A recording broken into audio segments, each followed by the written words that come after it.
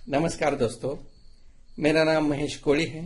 वालचंद कला एवं विज्ञान महाविद्यालय सोलापुर स्नातकोत्तर हिंदी विभाग में अध्ययन एवं अध्यापन का काम करता हूं।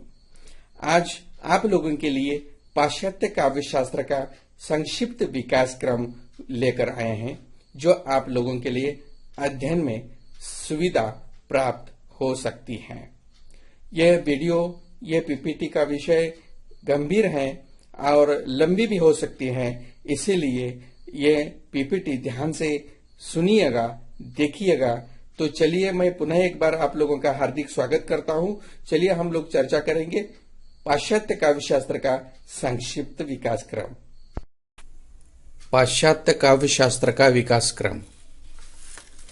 काव्य मानव जाति की अत्यंत महत्वपूर्ण उपलब्धि है।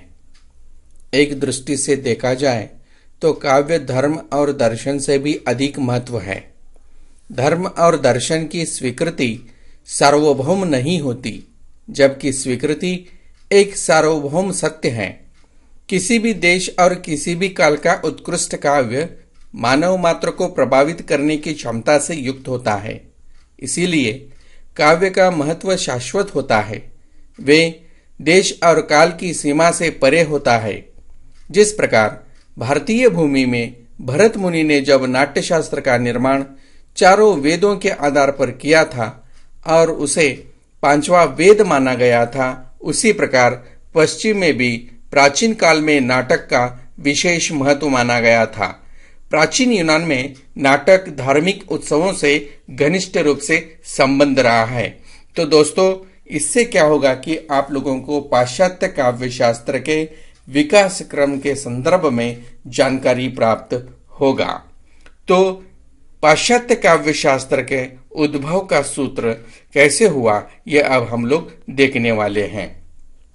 ईसा की 8वीं शताब्दी से पूर्व से ही पाश्चात्य काव्य शास्त्र के उद्भव का सूत्र होमर तथा हेसिओड जैसे महाकवियों के काव्य में मिलता है।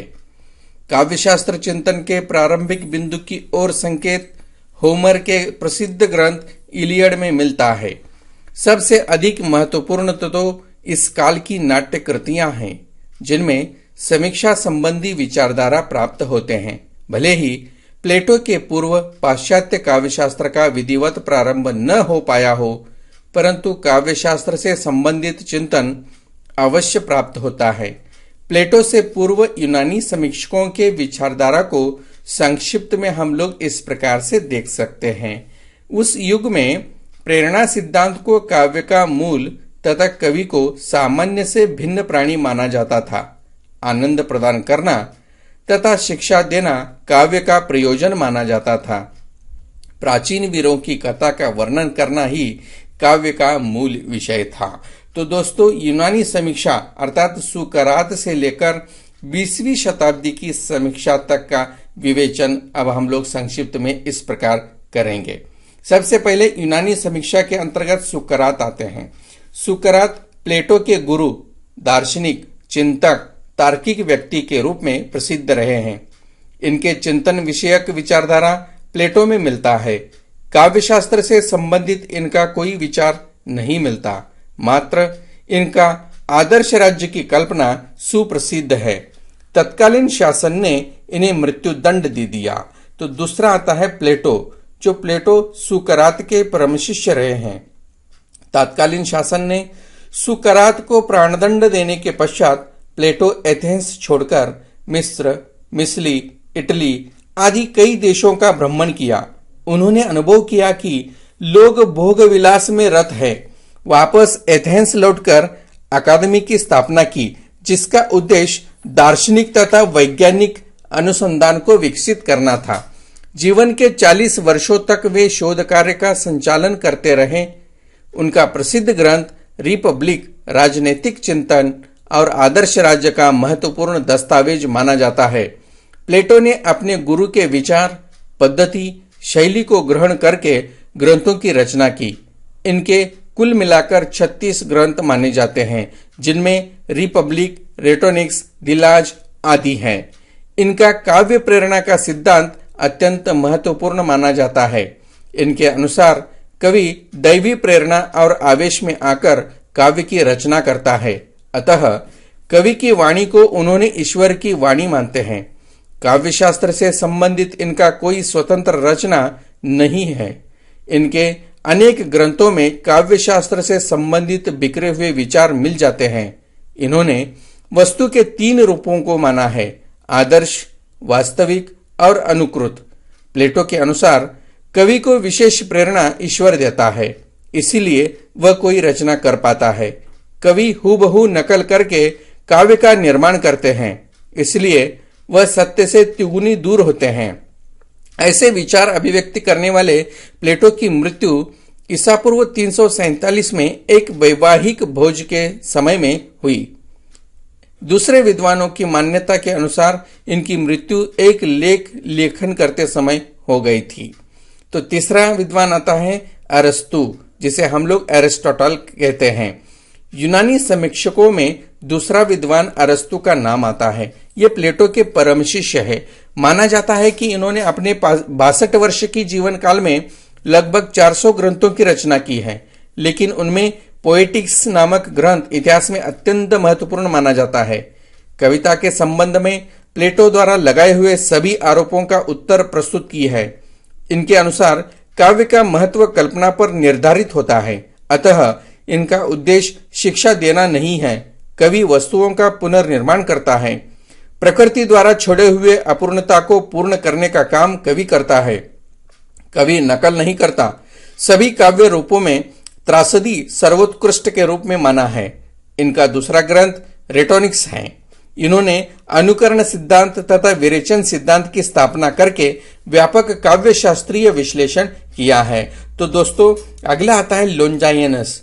यूनानी समीक्षा का यह तीसरा विद्वान है। इनका ग्रंथ ऑन दी सबलाइम नाम से प्रसिद्ध है। इन्होंने काव्य का प्रमुख तत्व उदात्त को माना है। उदात्त के अनेक तत्वों का विवेचन किया है, जिसके कारण कविता आनंद प्रदान करती है। यह उदात्तता विचारों की, भावनाओं की, अलंकारों की, वाक्य विन्यास की, शब्द विन्यास की आदि काव्य को श्रेष्ठता प्रदान करती है। तो अगला आता है रोमन समीक्षा, जो आप लोग क्रम से देखेंगे। तो यूनानी सभ्यता के पतन के पश्चात काफी लंबे समय तक संस्कृति, सभ्यता, कला तथा साहित्य का केंद्र रोम रहा है। अतः रोमन समीक्षकों का योगदान भी अत्यंत महत्वपूर्ण माना जाता है, जिसमें सिसरो, वर्जिल, होरेस का नाम आता है। होरेस का ग्रंथ आर्स पोएटिका पाश्चात्य काव्य शास्त्र में एक महत्वपूर्ण ग्रंथ है। इन्होंने अपने ग्रंथ में काव्य के उद्देश्य तथा उसकी अंतर्वस्तु पर व्यापक रूप से प्रकाश डाला है। मनोरंजन करना, उपयोगी होना, आनंद प्रदान करना आदि को काव्य का उद्देश्य माना है। तो अगला आता है मध्ययुगीन समीक्षा। इसे अंधकार का युग भी माना जाता है। इनका समय लगभग ईसा की 5वीं शताब्दी से लेकर 15वीं शताब्दी तक माना जाता है। इसमें चर्च तथा पादरियों के प्रभाव के कारण काव्य तथा समीक्षा पर आघात हुआ। इस युग की समीक्षा में उपदेशात्मकता को अधिक महत्व दिया गया। फिर भी इस युग में काव्य शास्त्रीय विचारधारा को देखने के लिए मिल जाता है। इस युग में महत्वपूर्ण काव्य शास्त्री के रूप में दांते का नाम लिया जा सकता है, जिनका समय 1265 से लेकर 1391 ईस्वी सन तक माना जाता है। इनका महत्वपूर्ण कार्य क्लिष्ट लैटिन की जगह काव्य में लोक भाषा के प्रयोग का आग्रह किया। उच्च विचार, राष्ट्र प्रेम, मानव प्रेम, सौंदर्य प्रेम आदि काव्य को महत्व प्रदान करते हैं। अतः कवि के लिए प्रतिभा के साथ साथ परिश्रम और अभ्यास को भी महत्वपूर्ण माना है। तो अगला आता है नवजागरण काल। 15वीं शताब्दी से लेकर 17वीं शताब्दी तक का काल माना जाता है। इस युग के प्रमुख समीक्षक के रूप में सिडनी तथा बेन जॉनसन का नाम ले सकते हैं। सिडनी का महान कार्य तो कविता के महत्व का प्रतिपादन कर इसे पादरियों तथा धर्माधिकारियों के बंधन से मुक्त किया। सिडनी की प्रसिद्ध रचना द डिफेंस ऑफ पोएट्री है, जिसे एन एपोलॉजी फॉर पोएट्री के नाम से भी जाना जाता है। दूसरे समीक्षक बेन जॉनसन हैं, जिन्होंने साहित्य की नवीनतम व्याख्या प्रस्तुत कर भौतिकता के निर्वाह पर बल दिया गया। साहित्य के क्षेत्र में इन्होंने क्लासिकल साहित्य के अनुकरण और अनुशासन को अनिवार्य बताया है। तो अगला आता है नियो क्लासिकल नव्य शास्त्रवाद 17वीं-18वीं शताब्दी का समय माना जाता है। यह नव्य शास्त्रवाद का युग माना जाता है। इस युग के प्रसिद्ध समीक्षक ड्राइडन, पोप, जॉनसन हैं। इस युग में क्लासिकल मानदंडों को अपनाने के प्रति एक नई दृष्टि देखने के लिए मिल जाता है। ड्राइडन के अनुसार प्राचीन साहित्यिक मानदंडों का अनुसंधान ही प्रकृति का व्यवस्थित अनुकरण है। पोप के अनुसार कला से लेखन में उत्कृष्टता आती है। साहित्य में उपदेशात्मकता, उन्नत विचारों की गंभीरता पर विचार किया गया है। इस युग में बुद्धि और तर्क को ही अधिक महत्व दिया गया है, हृदय पक्ष को महत्व नहीं दिया गया है।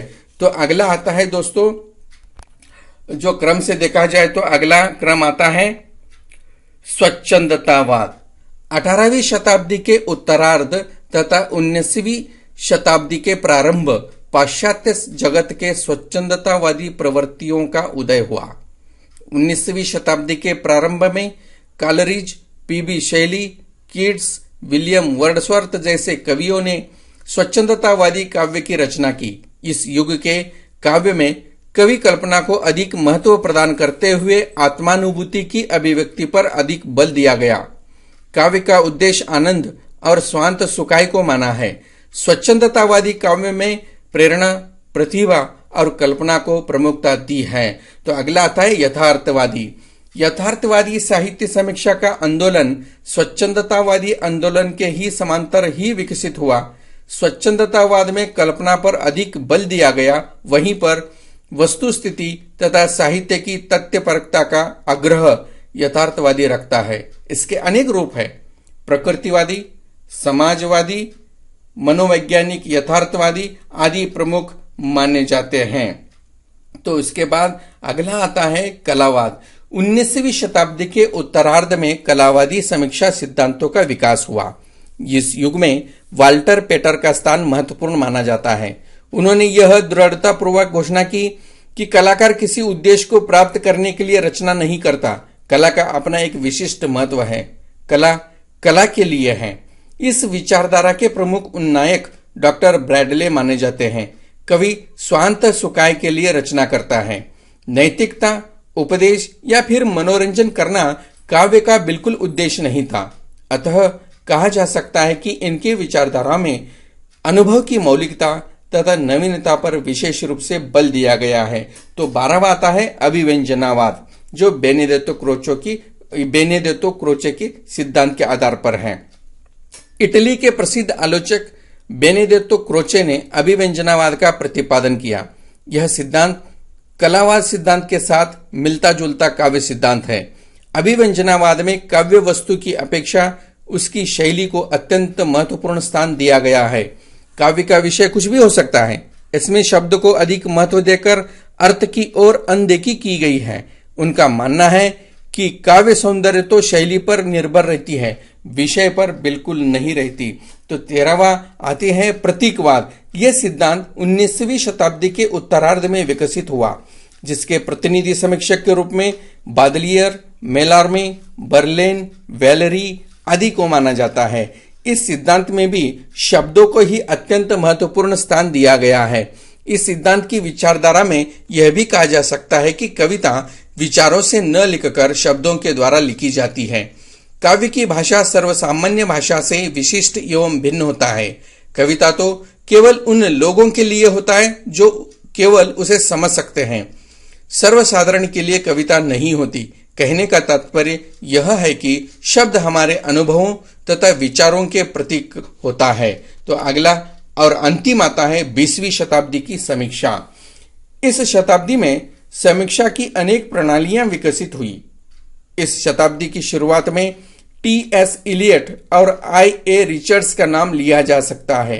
इलियट ने परंपरा, वैयक्तिक प्रतिभा का समन्वय, निर्वैयक्तिकता, वस्तुनिष्ठ समीकरण का सिद्धांत और अतीत की वर्तमानता का सिद्धांत आदि का प्रतिपादन कर समीक्षा विकास के मार्ग को प्रशस्त किया। आधुनिक ज्ञान का सहारा लेते हुए आई.ए. रिचर्ड्स ने मूल्य सिद्धांत की नई व्याख्या की है। इन्होंने व्यावहारिक समीक्षा का मार्ग भी प्रशस्त किया है। रिचर्ड्स के पश्चात इस शताब्दी में दो नई समीक्षा प्रणाली का विकास हुआ, जिसमें नई समीक्षा और शिकागो समीक्षा। इन दो समीक्षा के द्वारा काव्य के प्रमुख तत्व के रूप में स्ट्रक्चर, टेक्सचर जैसे तत्वों की प्रतिष्ठा का प्रयास किया गया। सबसे खास एवं महत्वपूर्ण उपलब्धि इस शताब्दी में समीक्षा के अंतर्गत भाषा विज्ञान की मदद से शैली वैज्ञानिक समीक्षा पद्धति की खोज मानी जाती है। तो दोस्तों, इस प्रकार इस सारे विवेचन से, विश्लेषण से पाश्चात्य काव्यशास्त्र का संक्षिप्त विकास क्रम या इतिहास हम लोगों को देखने के लिए मिल जाते हैं। अधिक जानकारी के लिए आप लोग इन पुस्तकों का आधार ले सकते हैं, जिसमें पाश्चात्य काव्यशास्त्र डॉक्टर भगीरथ मिश्र जी हैं, पाश्चात्य काव्यशास्त्र देवेंद्रनाथ शर्मा जी हैं, पाश्चात्य साहित्य चिंतन विकास क्रम डॉक्टर निर्मला जैन जी हैं।